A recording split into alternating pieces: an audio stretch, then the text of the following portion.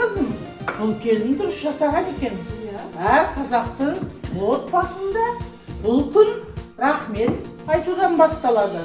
Біздің Қазақстан елінде халқымыздың әдет-ғұрпының салт дәстүрінен пайда болған көктемнің алғашқы күнімен тұспа-тұс болып келуіне байланысты бүгін мереке болып табылады. Сондай-ақ бұл мереке көп ұлттық елдің халықтар арасындағы достық, мейірімділік пен келісім күні емес пе? Мұны да біле жүр. Ел тұрғындарының бір-біріне қазақ халқының төзімділігі мен қонақжайлылығын танытқан күні алғыс болып саналады. О, балам, мінекей, осы жерің дұрыс айттың. Екінші дүниежүзілік соғыс кезінде кеңес режимі батыс шекарадағы халықтарды сатқындық жасауы мүмкін деген жаламен күштеп көшіре бастады. Осы кезде қазақ даласына түрлі ұлттарды жаппай күштеп көшіру басталды. Қазақстан аумағына мәжбүрлі түрде жер аударылған 1.200.000 адам екен. Жер аударылғандар қазақ даласына егін шаруашылығымен, мал өсірумен айналысқан екен.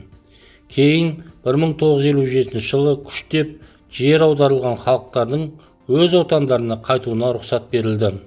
Соған қарамастан олардың көбі қазақ жерінде қалып қойды. Осылайша күштеп қоныс аударылған халықтардың қазақ жерінде туып өскен жаңа буыны өсіп өркендеді. Оу, кемпір, дастархан басына кел. Жақсы отағасы. Міне, алғыс айту күнінің тарихы тереңнен басталады. Көктемнің алғашқы күнімен қатар келген бұл көктемнің басты мазмұны қазақ еліне кезіндегі қолғабысы мен қайырымдылығы үшін алғыс айтуды білдіреді. Отағасы, ал дастарханға бата беріңіз. Бисмиллахир-рахманир-рахим. Алғыс айтқан ағайын, қабыл болсын алғысың. Әр істерің оң болып, арта берсін табысын. Аллаху акбар.